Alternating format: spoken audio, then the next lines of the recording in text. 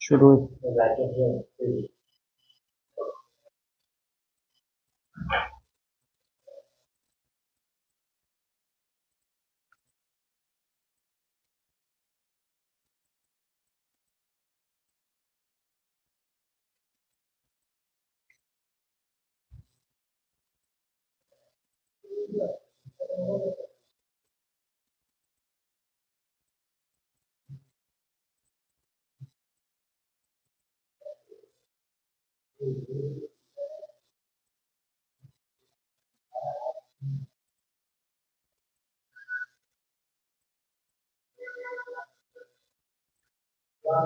আসসালামু আলাইকুম সুপ্রিয় শিক্ষার্থীরা, তোমাদের সবাইকে আজকের সাম্প্রতিক দিকের এই লাইভ সেশনে স্বাগত জানাচ্ছি। তোমরা জানো আজকের ক্লাসটা স্পেশালি কাদের জন্য অ্যারেঞ্জ করা। এটা তোমরা যারা 2024-25 সেশনের ভর্তি পরীক্ষার্থীরা আছো তাদের জন্যই আয়োজন করা। আমাদের পড়ালেখার নিয়মিত আয়োজনের অংশ হিসেবে আজকের এই ফ্রি লাইভ ক্লাসটা তোমরা যারা যুক্ত হয়ে গিয়েছ তারা একটু আমাকে জানাবা আমাকে শোনা যাচ্ছে কিনা। একটু দ্রুত করে আমাকে এটা এনশিওর করো কমেন্টে আমাকে শোনা যাচ্ছে কিনা। পাশাপাশি তোমাদের পরিচিত যারা আছে বন্ধু বান্ধব তাদেরকে একটু মেনশন করে দিবা, ক্লাসটা শেয়ার করে দিবা। আমরা এখান থেকে আজকে সমসাময়িক অর্থাৎ একদম রিসেন্ট লেটেস্ট কয়েকটা দিনে লাস্ট উইকে ঘটে যাওয়া কিছু বিষয়, কিছু আপডেট আমরা জানবো। আমরা সবাই জানি আসলে এই বিষয়গুলো যদি আমরা রেগুলার পত্রপত্রিকা পড়ি, কারেন্ট অ্যাফেয়ার্স পড়ি বা সাম্প্রতিক যে কোনো বই পড়ি সেখান থেকে আমরা জেনে নিতে পারি, বাট আমরা তো আসলে জাতি হিসেবে অলস, তো আমাদের পড়া হয়ে ওঠে না। যার জন্য আমরা চেষ্টা করব কিছুটা ইন্টারেক্টিভ ওয়েতে তোমরা এখানে কমেন্টের মাধ্যমে প্রশ্ন অ্যান্সার করা সহ তোমরা চেষ্টা করবা বিষয়গুলোতে, অর্থাৎ পুরো ক্লাসটাতে আমরা বেশিক্ষণ ক্লাস নেবো না, হাইয়েস্ট 45-50 মিনিট। তো এই সময়টা একটু কানেক্টেড থাকার চেষ্টা করবা। যাই হোক, আমাকে ঠিকঠাক শোনা যাচ্ছে না একটু কমেন্টে জানাতে বলছিলাম দ্রুত। ফারিহা আক্তার সালাম দিয়েছে, ওয়ালাইকুম আসসালাম। ভাই আমাকে শুনতে পাচ্ছ? শাহরিয়ার মিসকাত সামিহা আমাদের সাথে আছো, নুসরাত জাহান আমাদের সাথে যুক্ত হয়েছে। ওকে, আচ্ছা নুসরাত বলেছে সবকিছু ক্লিয়ার, ঠিক আছে। তাহলে আমরা ক্লাসে চলে যাব, দেরি করব না। আজকের ক্লাসটা আমাদের সেকেন্ড ক্লাস সাম্প্রতিক দিকে নিয়ে। আমরা লাস্ট সানডেতে একটা ক্লাস সাম্প্রতিক দিকের উপর নিয়েছিলাম। তোমরা যারা সেটা দেখোনি পড়ালেখার ফেসবুক পেজ থেকে সেটা খুঁজে নিয়ে আশা করি দেখে নিবা। ওকে, দেখো আমরা আমাদের নেক্সট স্লাইডে চলে যাচ্ছি। আমরা এখান থেকে তিনটা এমসিকিউ জাস্ট তিনটা এমসিকিউ দিয়ে ক্লাসটা শুরু করব। যারা যুক্ত হয়ে গিয়েছো চেষ্টা করবো প্রশ্নগুলোর অ্যান্সার করার জন্য, ঠিক আছে? হ্যাঁ, তোমরা তো অ্যান্সারই দেখে যাচ্ছ। দেখো, 1 নাম্বার যে প্রশ্ন সেটা হচ্ছে ইউনুস সেন্টার কোথায় অবস্থিত? যুক্তরাষ্ট্র, Bangladesh, Japan, France. Yunus centre কোথায় অবস্থিত? একটু বলতে হবে, দ্রুত করতে হবে। আচ্ছা, আরেকটা বিষয়, যারা যুক্ত হয়েছে তারা একটু আমাকে জানাবা তোমরা আজকের ক্লাসে কে কোত্থেকে যুক্ত আছো, অর্থাৎ কে কোন জেলা থেকে আমাদের সাথে যুক্ত আছো একটু জানাও।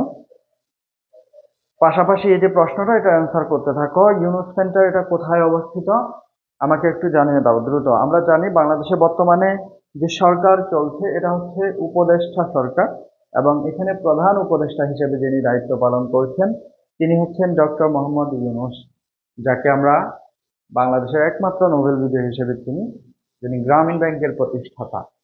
তো তার নামে একটা সেন্টার, ইউনুস সেন্টার, এটা কোথায়? শাহরিয়ার মিশকাত সামিহা সে মনে হয় এখানে অ্যান্সারটা দেখেছে, দেখে বলছে, বাট সেটা আসলে সত্য ছিল না। এখানে অ্যান্সারটা হয়তো মিস্টেক হয়েছে। ইউনুস সেন্টার যুক্তরাষ্ট্রে না ভাইয়া।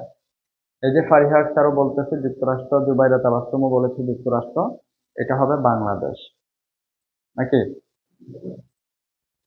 আচ্ছা, আহ,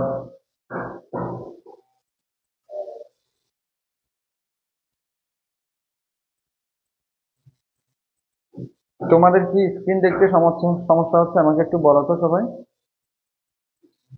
স্ক্রিন দেখতে কি কারো কোনো সমস্যা হচ্ছে?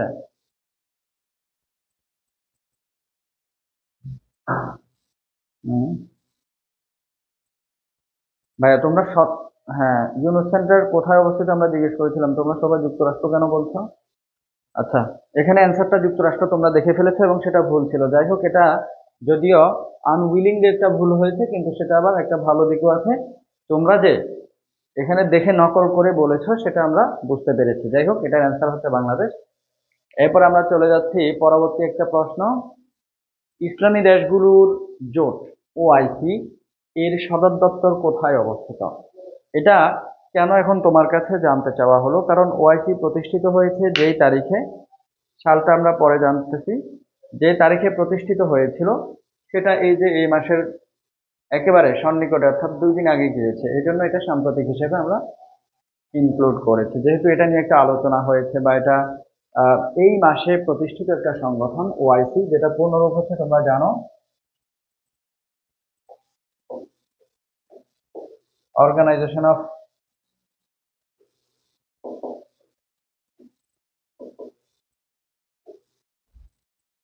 Islamic cooperation. কেমন? তো এই যে ওআইসি, এটার সদর দপ্তর কোথায় অবস্থিত একটু দ্রুত বলে দাও, দেরি করা যাবে না, আমরা পরবর্তী ক্লাসে চলে যাব।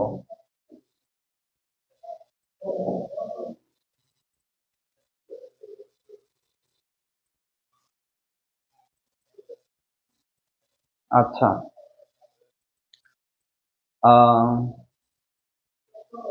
শাহরিয়ার মিশকাত, তুমি কি এখনো 1 নম্বর প্রশ্ন নিয়ে পড়ে আছো কেন? তোমরা একটু দ্রুত বলো। ইসলামী দেশগুলোর একটা জোট ওআইসি, এটা সদর দপ্তর কোথায় অবস্থিত? এখানে অপশন আছে, অপশন না দিলে তোমরা পারবা না, স্বাভাবিক। দেখো, রাবাত মরক্কো, জেদ্দা সৌদি আরব, বাগদাদ ইরাক, আবুজা নাইজেরিয়া, এখানে 4টা দেশ এবং তার সাথে অন্তর্ভুক্ত শহরের নাম রয়েছে। বলো এটা সঠিক উত্তর কোনটা হবে? ওআইসি এর সদর দপ্তর হচ্ছে, ওআইসি এর সদর দপ্তর হচ্ছে কোথায়? কোথায়? মিশকাত বলেছ জেদ্দা, এবং আরো অনেকেই উত্তর দিয়েছে, তোমাদের উত্তর সঠিক হয়েছে। এরপরে প্রশ্নে আমরা চলে যাই। চীন ও তাইওয়ানকে পৃথক করেছে কোন প্রণালী? চীন ও তাইওয়ানকে পৃথককারী একটা প্রণালী সম্প্রতি আলোচনা উঠেছে, তোমরা আমাকে একটু বলতে হবে সেই প্রণালীটা কোনটা। অপশন দেখো, জিব্রাল্টার প্রণালী, মোজাম্বিক প্রণালী, মালাক্কা প্রণালী, তাইওয়ান প্রণালী। তোমাদের সুবিধার্থে, তোমাদের জ্ঞাতার্থে বলে রাখি, প্রণালী হচ্ছে, প্রণালী হচ্ছে এমন জল রাশি যেটা হচ্ছে দুইটা ভূভাগকে কি করে, পৃথক করে। দুইটা ভূভাগকে বা হচ্ছে তোমার স্থলভাগকে পৃথক করে, সেগুলো হচ্ছে প্রণালী। আশা করি বুঝতে পেরেছ। এখন আমাকে বলো, এই যে চীন ও তাইওয়ানকে পৃথককারী প্রণালী কোনটা?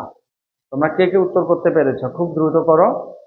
প্রিন্সেস প্রিয়া সালাম দিয়েছে, ওয়ালাইকুম আসসালাম। ফারিহা আক্তার বলেছো অর্থাৎ জিব্রাল্টার প্রণালী। ফারিহা, তোমার উত্তর হয়নি। আচ্ছা, আমরা উত্তরটা বলে দিচ্ছি, এটা হচ্ছে তাইওয়ান প্রণালী। খুবই সহজ, দেশের নামের সাথে মিল ছিল। এবার আসো, এটা একটা প্রশ্ন, সাম্প্রতিকের যে শ্রীলঙ্কার বর্তমান প্রেসিডেন্ট কে তোমরা কি জানো? এই যে কয়েকদিন আগে শ্রীলঙ্কার প্রেসিডেন্ট, নতুন প্রেসিডেন্ট শপথ গ্রহণ করেছেন, এবং যিনি শ্রীলঙ্কার ইতিহাসে প্রথম কোনো বামপন্থী প্রেসিডেন্ট হিসেবে শপথ গ্রহণ করেছেন। অর্থাৎ শ্রীলঙ্কার ইতিহাসে কোনো বাম প্রেসিডেন্ট প্রেসিডেন্ট হয়েছেন এরকম নজির নেই। তিনি হচ্ছেন অনুরা কুমারা দিশানায়েকে। এখন আমরা তার ব্যাপারে আরো একটু বিস্তারিত এখানে জানি। তিনি হচ্ছেন শ্রীলঙ্কার ইতিহাসে প্রথম বামপন্থী প্রেসিডেন্ট, যিনি ন্যাশনাল পিপলস পাওয়ার জোটের নেতা। তাহলে আমরা তার যে জোট সেটা সম্পর্কেও জেনে নিলাম। ন্যাশনাল পিপলস পাওয়ার, এই জোটের নেতা ছিলেন তিনি, এবং তার নাম হচ্ছে অনুরা কুমারা দিশানায়েকে। এটা খুবই সাম্প্রতিক তথ্য। তোমাদের কাছে যার কাছে যেই শীট বা যেটাই থাকুক, তোমরা সেখানে এই নামটা ইনক্লুড করে নিবা, আগেরটা চেঞ্জ করে নিবা। বুঝতে পেরেছ? এবং তোমরা জানো শ্রীলঙ্কার সর্বশেষ যিনি পালিয়ে গিয়েছিলেন প্রেসিডেন্ট, রোষের চাপে পড়ে, তার নাম হচ্ছে গোতাবায়ে রাজাপাকসে। তিনি পালিয়ে গিয়েছিলেন, যাওয়ার পর একটা অন্তর্বর্তীকালীন সরকার সেখানে শাসন করেছে, এবং সর্বশেষ এই যে কয়েকদিন আগে এই যে বামপন্থী প্রেসিডেন্ট হিসেবে, শ্রীলঙ্কার ইতিহাসে প্রথম বামপন্থী প্রেসিডেন্ট হিসেবে অনুরা কুমারা দিশানায়েকে কি করেছেন, শপথ গ্রহণ করেছেন। যাই হোক, এরপর আরেকটা তথ্য দেখো, আমরা এখানে জাতিসংঘের ৭৯তম অধিবেশন, যেটা একেবারে রিসেন্ট একটা ইস্যু, সেই অধিবেশন নিয়ে কিছু তথ্য নিয়ে এখানে আলোচনা করব। তোমরা এখনই দেখবা সেগুলো কি। আচ্ছা,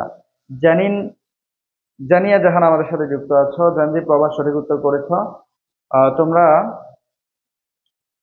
যারা ক্লাসে আছো সবাই একটু অ্যান্সার করার চেষ্টা করবা, রেসপন্স করার চেষ্টা করবা নিচ থেকে। দেখো, জাতিসংঘের এই যে এই মাসে, এই যে কয়েকদিন ২-৩ দিন হচ্ছে মানে যে অধিবেশনটা চলছে, এই অধিবেশনটা হচ্ছে জাতিসংঘের ৭৯তম অধিবেশন। কততম? ৭৯তম অধিবেশন। এবং এই অধিবেশনে যোগ দিয়েছেন আমাদের বাংলাদেশ থেকে আমাদের প্রধান উপদেষ্টা ডক্টর মোহাম্মদ ইউনূস, যিনি এই অধিবেশনে যোগ দিয়ে অধিবেশনের ফাঁকে জো বাইডেন অর্থাৎ যুক্তরাষ্ট্রের প্রেসিডেন্ট জো বাইডেনের সাথে দ্বিপক্ষীয় একটা বৈঠক করেছেন। এবং বৈঠকে উপদেষ্টা জুলাই বিপ্লব চলাকালে এবং এরপর বাংলাদেশি যে শিক্ষার্থীরা, তাদের আঁকা একটা দেয়াল চিত্রের ছবি সংবলিত একটা আর্ট বুক তিনি জো বাইডেনকে কি করেছেন, উপহার দিয়েছেন। সেটার নাম হচ্ছে দ্য আর্ট অফ ট্রায়াম্ফ। খুবই গুরুত্বপূর্ণ তথ্য, খুবই গুরুত্বপূর্ণ তথ্য। তোমাদের পরীক্ষায় যদি এবারের অ্যাডমিশনে আসে, অবাক হওয়ার কিছু নেই। এই যে এই আর্ট বুকটা এবারের অধিবেশনে ৭৯তম যে জাতিসংঘের সাধারণ অধিবেশন, সেখানে ডক্টর মোহাম্মদ ইউনূস জো বাইডেনকে উপহার দিয়েছেন। আশা করি বুঝতে পেরেছ। আরেকটা বিষয় কি জানো, মজার একটা তথ্য হচ্ছে, এই যে জাতিসংঘের কোনো অধিবেশনের ফাঁকে, জাতিসংঘের কোনো অধিবেশন চলাকালীন এরকম অধিবেশনের ফাঁকে যুক্তরাষ্ট্রের কোনো প্রেসিডেন্টের, কোনো দেশের রাষ্ট্রপ্রধানের সাথে এভাবে সাক্ষাৎ করার বিষয়টাও নজিরবিহীন ছিল। যাই হোক, এরপরে আমরা আরেকটা তথ্যে চলে যাই। দেখো, ডক্টর মোহাম্মদ ইউনূস তিনি এবারের ৭৯তম অধিবেশনে ভাষণ দিয়েছেন এবং তার সে ভাষণে তিনি একটা আহ্বান বা একটা প্রস্তাব রেখেছেন। সেটা কি? ধরিত্রী ও তরুণদের জন্য ৩-০ প্রস্তাব। তোমরা কি তার এই ৩-০ ধারণা বা মতবাদ বা প্রস্তাব যেটাই বলি সেটার সাথে পরিচিত আছো? আসলে ৩-০ প্রস্তাবটা কি? What is the ৩-০ proposal? এই যে ৩-০ প্রস্তাব যেটার কথা তিনি বলেছেন, যে প্রস্তাবটা রেখেছেন, এটা অ্যাকচুয়ালি কি?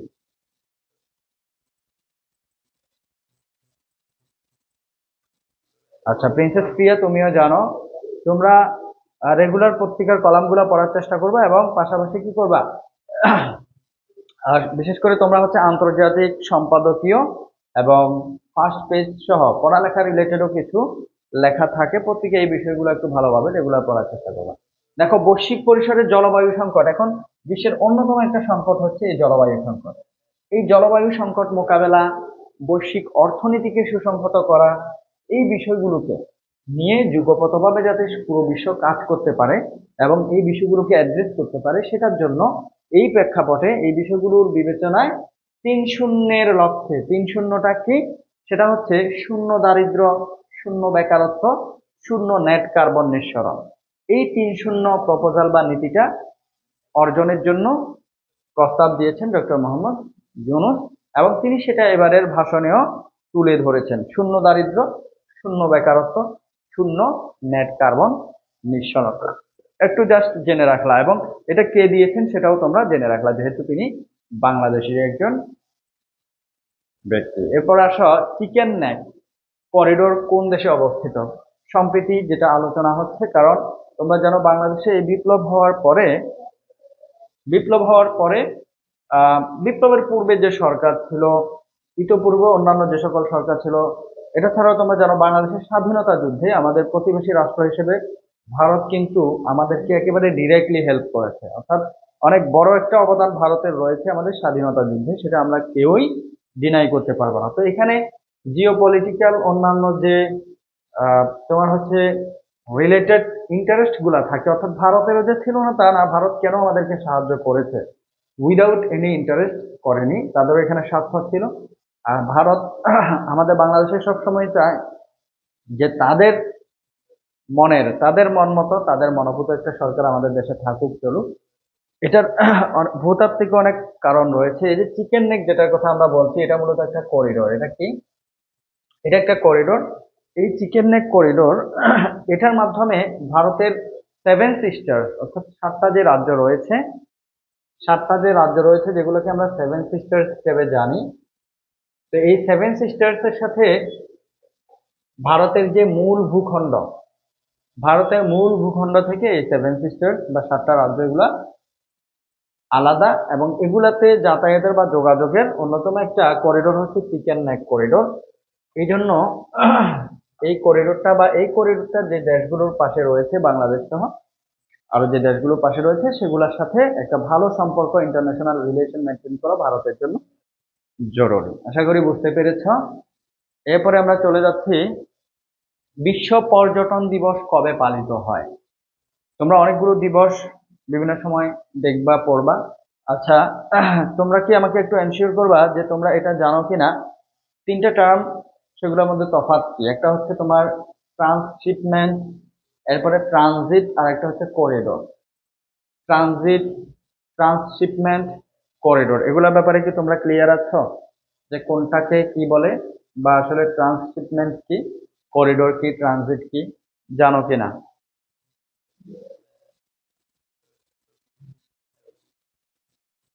হুম, জানলে হবে। প্রিন্সেস প্রিয়া বলেছো জানো, ওকে। তাহলে আমরা সেটা আলোচনা না করি। খেয়াল করো, বিশ্ব পর্যটন দিবস কবে পালিত হয় এটা কে বলতে পারবা? একেবারে রিসেন্ট যেটা পালিত হয়েছে বিশ্ব পর্যটন দিবস, সেটা হচ্ছে 27 সেপ্টেম্বর। কবে? 27 সেপ্টেম্বর বিশ্ব পর্যটন দিবস। আজকে 29 সেপ্টেম্বর। এবার আসো, সংস্কারের জন্য বাংলাদেশকে কি পরিমাণ ঋণ দেবে বিশ্বব্যাংক? বিশ্বব্যাংক সম্প্রতি বাংলাদেশকে, অর্থাৎ বাংলাদেশের যে ইন্টারিম গভর্নমেন্ট, এই সরকারকে দেশ সংস্কারের জন্য একটা মোটা অ্যামাউন্ট ঋণ দেওয়ার ব্যাপারে আশ্বস্ত করেছেন। তো সেই অ্যামাউন্টটা কত তোমরা কি কেউ বলতে পারবা? তোমরা কমেন্ট করো, অনেকেই অ্যান্সার দিচ্ছে যে প্রিন্সেস প্রিয়া, পারিহার স্যার, বাট তোমাদের কমেন্ট গুলা, রিপ্লাই গুলো একটু লেটে আসে, যার জন্য আমি ভাবি যে তোমরা কেউই হয়তো অ্যান্সার করো নাই।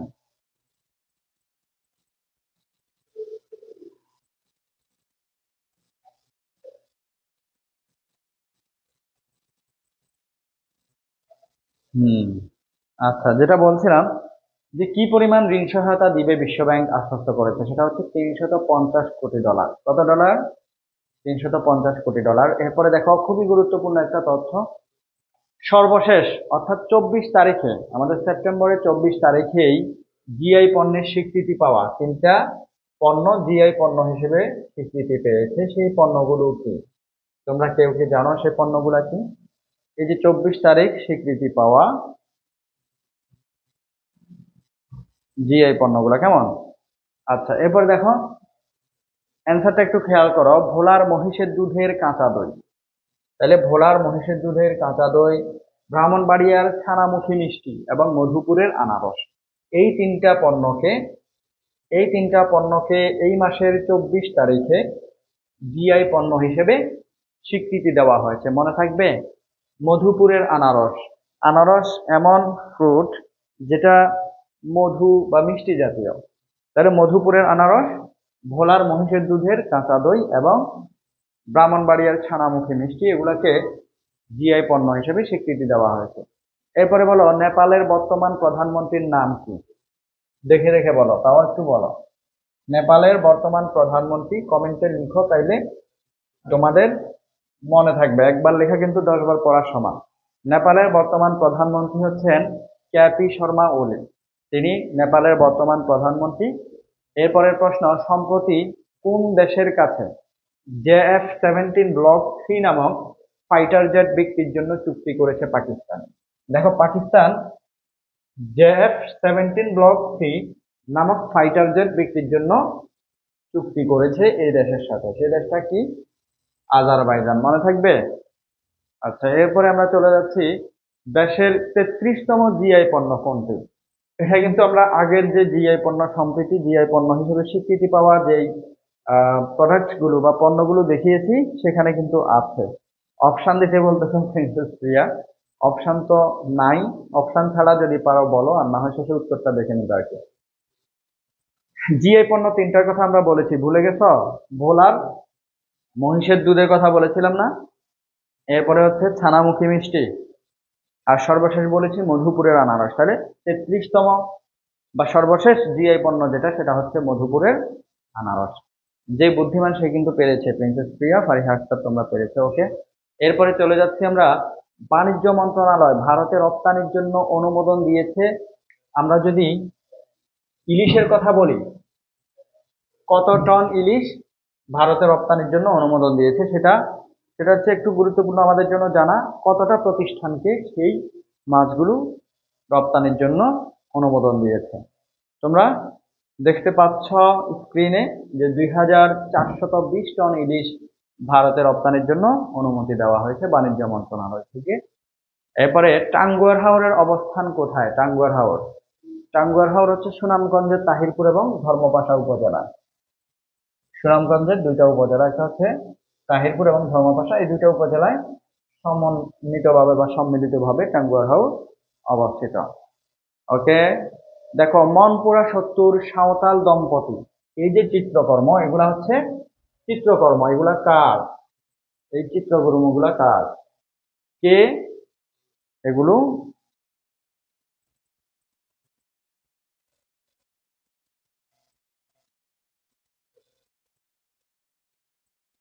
তৈরি করেছেন? ওকে, হুম, জেনজি প্রবাস আমাদেরকে উত্তর করছে। দেখো, এগুলা হচ্ছে শিল্পাচার্য জয়নুল আবেদিন। তোমরা কি জয়নুল আবেদিনের নাম শুনেছ? শিল্পাচার্য জয়নুল আবেদিনের শুনো নাই? শিল্পাচার্য জয়নুল আবেদিনের নাম শুনেছ? খুবই জনপ্রিয় একজন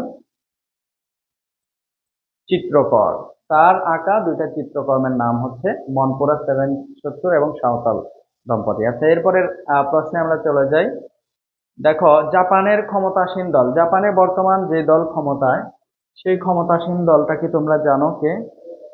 জাপানের বর্তমান ক্ষমতাসীন দল কোনটা, অর্থাৎ ক্ষমতায় আছে কোন দল? হুম, liberal democratic party. Liberal democratic party জাপানের বর্তমান ক্ষমতাসীন দল হিসেবে শাসন করছে। ওকে, এরপরে পরবর্তী তথ্য দেখো, জুলাই আগস্ট বিপ্লবে শিক্ষার্থীদের আঁকা দেয়াল চিত্র কি, সেটার নাম কি? এটা কিন্তু আমি বলবো না, এটা তোমাদেরকে বলতে হবে।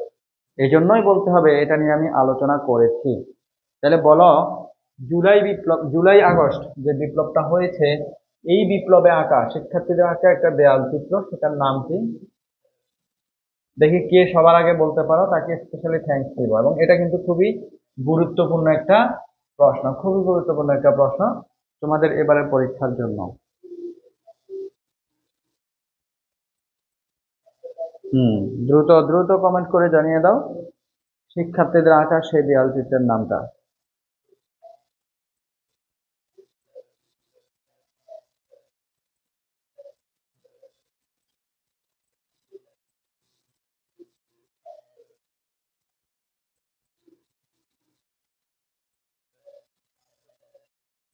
হুম,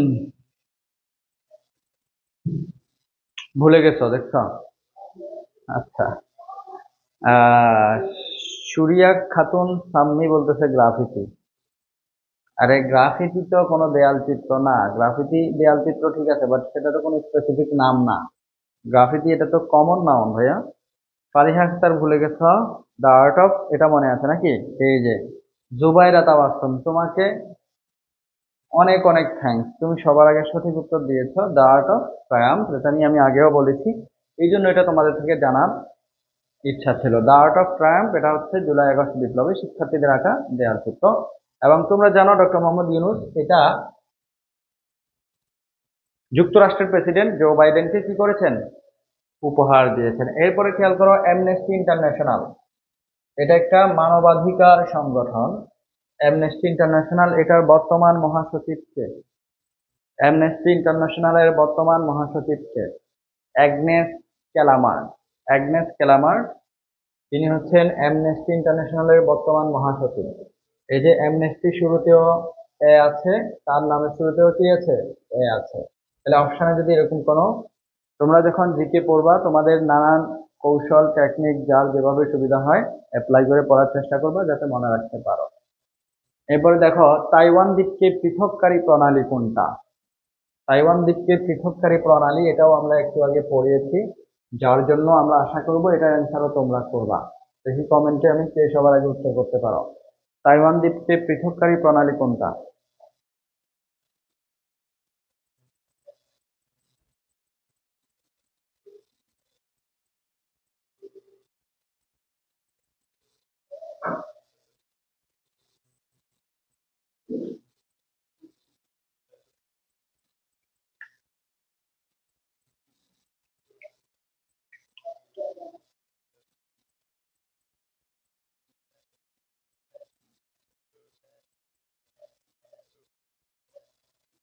তাইওয়ান প্রণালী। কেমন ফারিহা আক্তার, জাঞ্জিব বাবা সঠিক উত্তর দিয়েছো। এরপরে আসো, অর্থনীতির হৃৎপিণ্ড হিসেবে পরিচিত আসলে কি?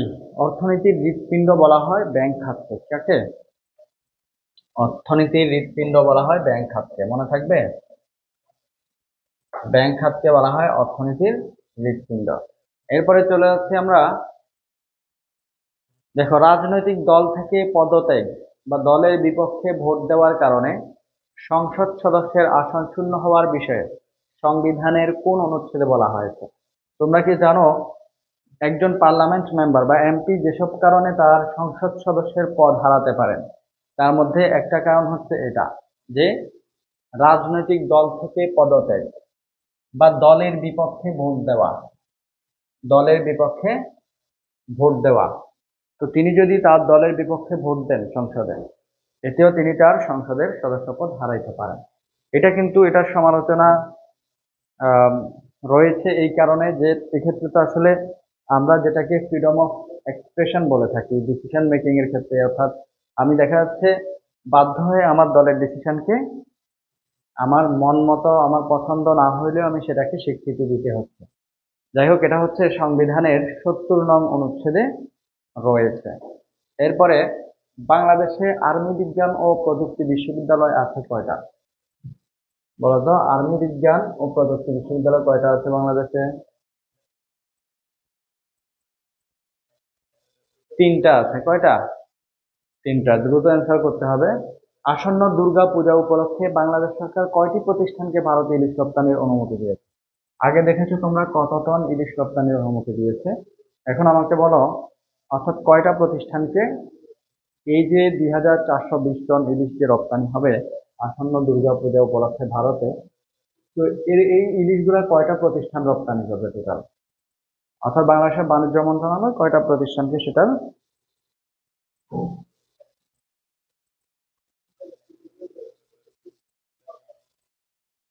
প্রিন্সেস প্রিয়া বলতেছো 18, 18 না, 18 না, এটা হচ্ছে 49টা প্রতিষ্ঠানকে। কয়টা? 49টা প্রতিষ্ঠানকে অনুমতিটা দেওয়া হয়েছে। ওকে, এরপরে চলো, দেখো, সম্প্রতি কোন দেশের ভিক্ষুকদের বিরুদ্ধে প্লেনে চড়ে বিদেশ গিয়ে ভিক্ষা করার অভিযোগ উঠেছে? দেখছো তামাশাটা? মানে তারা ভিক্ষা করছে কিভাবে?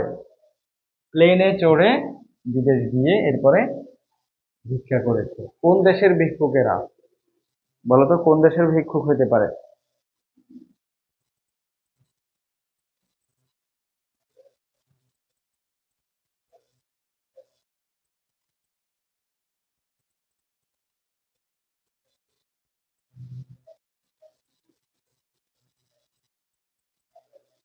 জানো না? না, ঠিক আছে, যারা জানো না তারাও এভাবে প্লেনে চড়ে আরেক দেশে গিয়ে কি করিও? ভিক্ষা করিও। এটা হচ্ছে পাকিস্তানের ভিক্ষুক। এরপর আসো, সম্প্রতি কোন দেশের প্রধানমন্ত্রী হিজবুল্লাহর বিরুদ্ধে পূর্ণ শক্তি নিয়ে যুদ্ধের নির্দেশ দিয়েছেন? এটা তো আশা করি জানবা। এবং তোমরা, আমি লাস্ট ক্লাসে মনে হয় আলোচনা করেছিলাম এরকম একটা তথ্য যে পেজার কি। পেজার হচ্ছে এই যে সম্প্রতি লেবাননে যে সিরিজ বিস্ফোরণ হয়েছে, পেজার হচ্ছে এক ধরনের তারবিহীন যোগাযোগ মাধ্যম। তারবিহীন যোগাযোগ মাধ্যম। তোমরা জানো ইসরায়েল এখন পুরা দমে লেবাননে আক্রমণ করছে এবং লেবাননের একটা সশস্ত্র গোষ্ঠীর নাম হচ্ছে হিজবুল্লাহ। এই হিজবুল্লাহ প্রধান তাকেও গতকাল হত্যা করার অভিযোগ বা হত্যা করেছে বলে দাবি করছে ইসরায়েল। তো এই যে লেবাননে কিন্তু পেজার বিস্ফোরণ হয়েছে কয়েকদিন আগে, ইলেকট্রনিক ডিভাইস, তারবিহীন যোগাযোগ মাধ্যম, এবং সেটাতে অনেক হতাহত হয়েছে, অনেকে নিহত হয়েছে, অনেকে আবার আহত হয়েছে, প্রায় 3000 প্লাস আহত হয়েছে। আচ্ছা, এটা ইসরায়েল, তোমরা সবাই জানো। সম্প্রতি ভারতের কোন রাজ্যের হিন্দু উৎসবে 46 জনের মৃত্যু হয়েছে? এটা একেবারে রিসেন্ট একটা তথ্য। এবং প্রতিকূল ওয়েদারের কারণেই মূলত এই অ্যাক্সিডেন্টটা হয়েছে। তারা তাদের একটা রিলিজিয়াস ফেস্টিভ্যাল সেলিব্রেট করতে গিয়ে হিন্দুরা সেখানে অনেকের মৃত্যু হয়েছে, কারণ ওয়েদার ভালো ছিল না। তোমার হচ্ছে পানির ঢেউ বেশি ছিল, যার কারণে তারা সেখানে প্রাণ হারাইতে হয়েছে অনেকে। আচ্ছা, এটা হচ্ছে কোন রাজ্য বলো তো? উত্তর দেখে দেখে বললে হবে, বলো। বিহার রাজ্য। এরপরে আমরা চলে যাচ্ছি,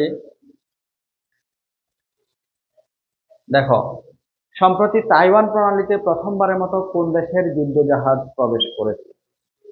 কোন দেশের যুদ্ধজাহাজ তাইওয়ান প্রণালীতে প্রবেশ করেছে বলো তো দেখি। আচ্ছা, তোমরা বিহার রাজ্যের অ্যান্সার করছো, ফারিহা আক্তার, সাহারিয়া মিশকাত তানিহা। ঠিক আছে, তোমাদেরকে ধন্যবাদ। এখন বলো, কোন দেশের যুদ্ধজাহাজ সম্প্রতি তাইওয়ান প্রণালীতে প্রবেশ করেছে?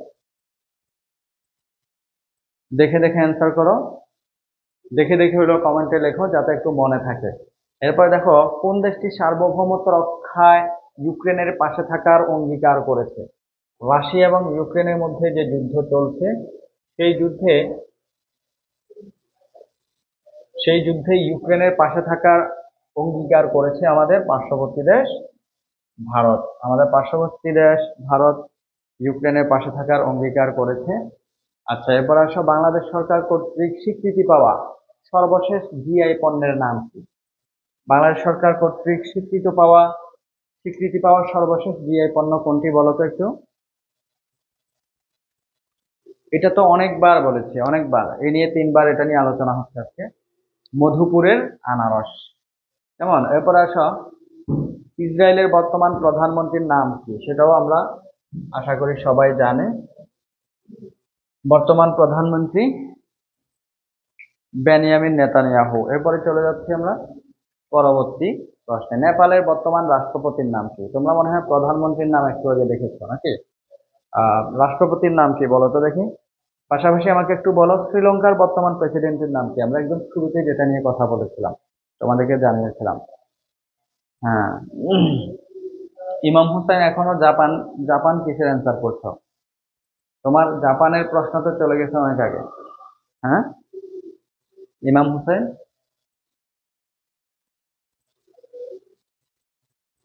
রামচন্দ্র পৌড়েল। কি নাম? রামচন্দ্র পৌড়েল, তিনি হচ্ছেন বর্তমান রাষ্ট্রপতি নেপালের। এরপরে, বাংলাদেশ জাতিসংঘের পূর্ণ সদস্যপদ লাভ করে কবে? সালটা বলো অ্যাটলিস্ট, তারিখ বলতে না পারলেও। বাংলাদেশের এবারের অধিবেশনটা হচ্ছে 79তম। বাংলাদেশ বলতেছি, জাতিসংঘের এবারে অধিবেশন, এটা হচ্ছে 79তম সাধারণ অধিবেশন। এবং এখান থেকে তোমরা অবশ্যই, এখানে যে ডক্টর মোহাম্মদ ইউনূস স্যার, তিনি ভাষণ দিয়েছেন, তার ভাষণের ব্যাপারে তিনি সেই ভাষণে কি কি বিষয়গুলো ফোকাস করেন, যেমন তিনি যে 3-0 প্রস্তাব দিয়েছেন, হ্যাঁ, এই জাতীয় বিষয়গুলো একটু পড়ার চেষ্টা করবা। ওকে। আচ্ছা, এটা হচ্ছে 1974 সালের 17ই সেপ্টেম্বর। যেহেতু এই মাসেই 1974 সালের এই মাসেই বাংলাদেশ জাতিসংঘের সদস্যপদ লাভ করেছিল, যার জন্য এটাকে আমরা আবার একটু দেখে নিলাম। বুঝতে পেরেছ?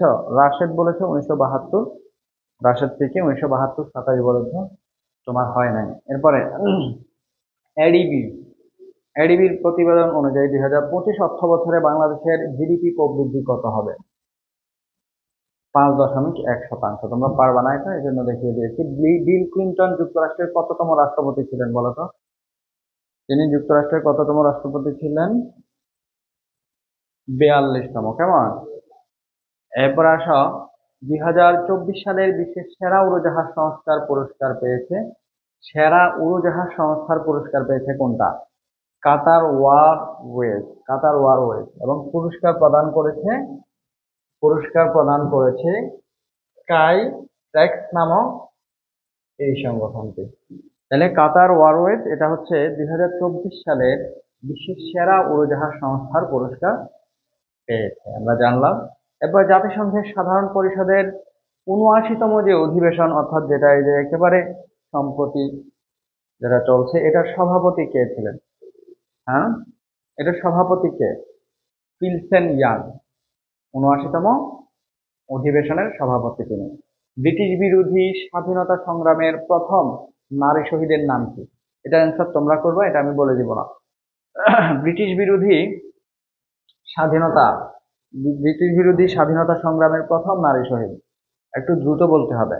আরেকজন বলতেছে অ্যান্টনিও গুতেরেস, দেখছো? তিনি তো জাতিসংঘের বর্তমান মহাসচিব। আমি তোমাকে সেটা জিজ্ঞেস করছি। হুম, বলো, ব্রিটিশ বিরোধী স্বাধীনতা সংগ্রামের প্রথম নারী শহীদের নাম কি?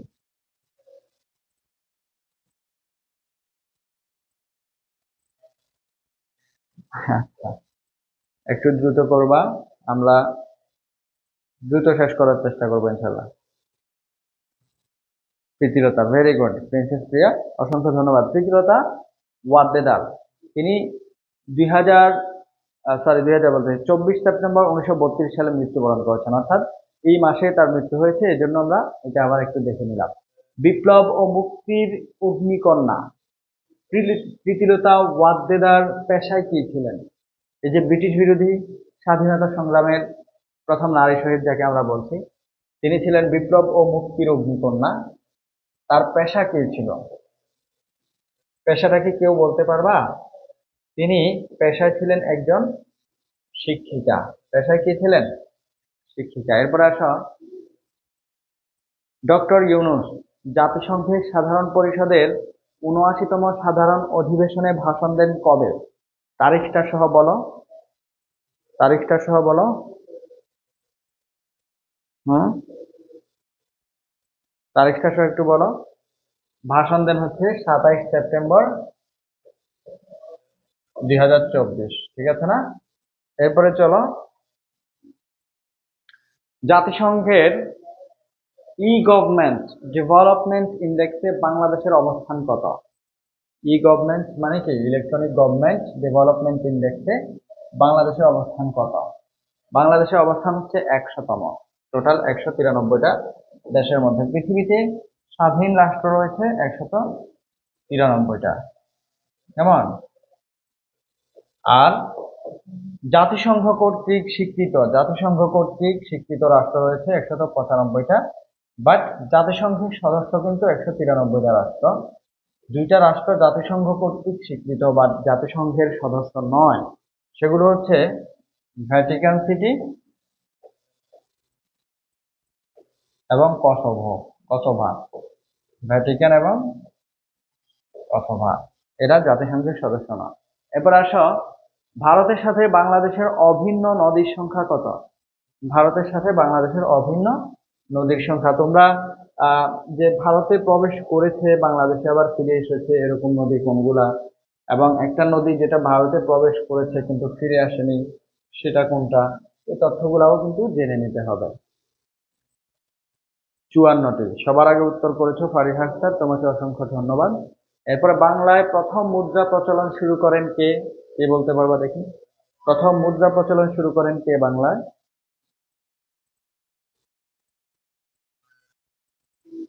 কে? সুলতান শামসুদ্দিন ফিরোজ শাহ।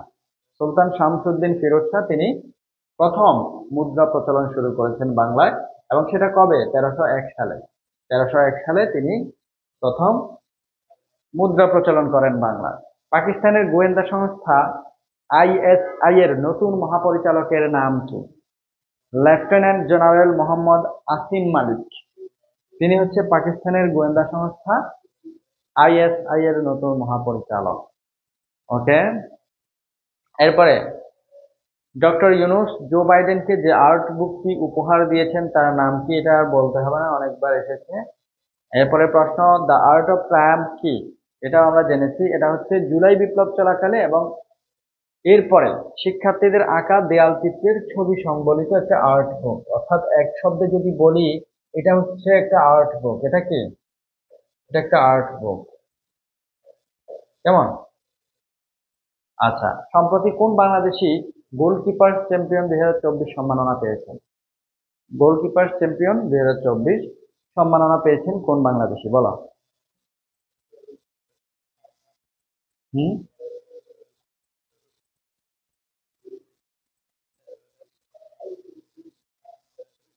আচ্ছা, খেয়াল করো, আইসিডিডিআর এর নির্বাহী পরিচালক ডক্টর তাহমিদ আহমেদ। কি নাম?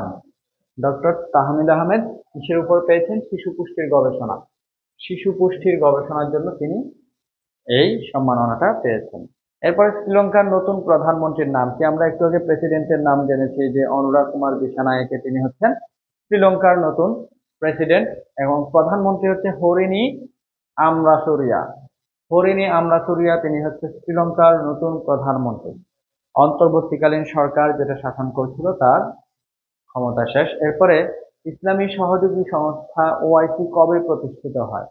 ওআইসির প্রতিষ্ঠাকাল হচ্ছে 25 সেপ্টেম্বর 1969। 25 সেপ্টেম্বর, অর্থাৎ আজকে 29, মাত্র 4 দিন আগে এটার কি গিয়েছে? প্রতিষ্ঠা বার্ষিকী গিয়েছে। 1969 সালে এই দিনে প্রতিষ্ঠা হয়। সদর দপ্তর হচ্ছে সৌদি আরবের জেদ্দায়, তোমরা জানো। আমরা এখন অর্থনৈতিক সমীক্ষা 2024 থেকে কিছু তথ্য জেনে নেব। কিছু তথ্য আমরা এখান থেকে জানবো জনসংখ্যা রিলেটেড। একটু খেয়াল করো, দেখো, এই যে অর্থনৈতিক সমীক্ষা 2024, এটা প্রকাশ করেছে অর্থ মন্ত্রণালয়। কে প্রকাশ করেছে? অর্থ মন্ত্রণালয় প্রকাশ করেছে। এবং এখানে যে তথ্যগুলো আছে সেগুলোর মধ্যে আমরা কিছু বিষয় একটু ভালোভাবে জানবো। যেমন আমরা যদি বলি বাংলাদেশের মোট জনসংখ্যা কত এখন, তো এই তথ্য অনুযায়ী, এই সমীক্ষা অনুযায়ী সেটা হচ্ছে 17,10,00,000। কত? 17,10,00,000। জনসংখ্যা বৃদ্ধির হার 1.33%। 1.33%। জনসংখ্যার ঘনত্ব প্রতি হাজারে, প্রতি বর্গ কিলোমিটারে, কেমন? প্রতি বর্গ কিলোমিটারে জনসংখ্যার ঘনত্ব হচ্ছে এখন 1171 জন। এবং পুরুষ মহিলা অনুপাত যদি আমরা বলি, তাহলে পুরুষের অনুপাত হচ্ছে, পুরুষ হচ্ছে 96.3, অর্থাৎ পুরুষ যদি 96 জন হয়, মহিলা সেখানে 100 জন। অনুপাত বা আনুপাতিক হারে মহিলা বেশি আছে। স্থূল জন্মহার, স্থূল জন্মহার মানে হচ্ছে প্রতি 1000 জনে বছরে কতজন জন্ম নেয়? 19.4। এবং স্থূল মৃত্যুহার মানে প্রতি 1000 জনে কতজন মৃত্যুবরণ করে বছরে? 6.1। কেমন? আর গড় আয়ু, যদি পুরুষ মহিলা এভারেজে যদি গড় আয়ু বলি, তাহলে হচ্ছে সেটা 72.3 বছর। আর স্পেসিফিক্যালি বললে পুরুষের গড় আয়ু হচ্ছে 70.8 বছর, নারীর হচ্ছে 73.8।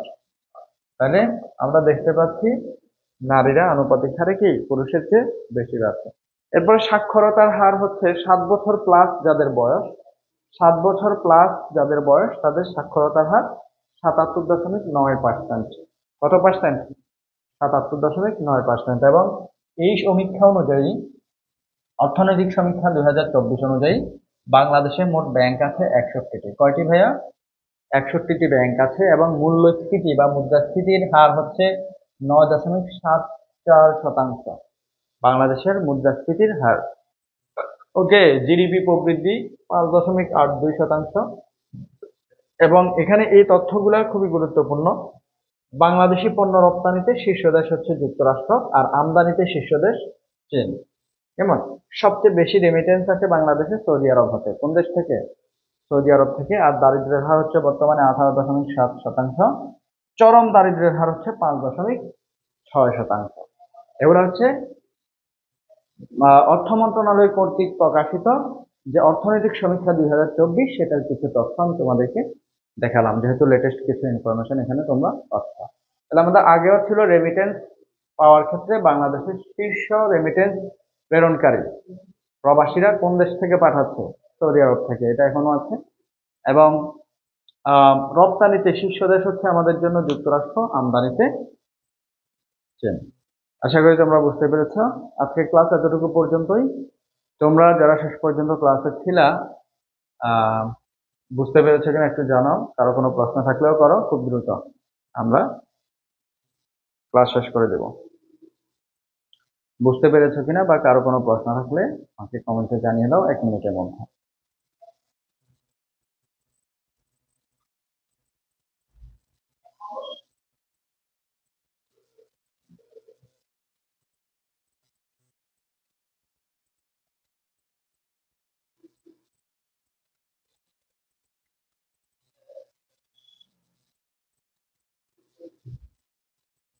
আচ্ছা, তার মানে কারো কোনো প্রশ্ন নাই নাকি? সবাই সবকিছু বুঝছো?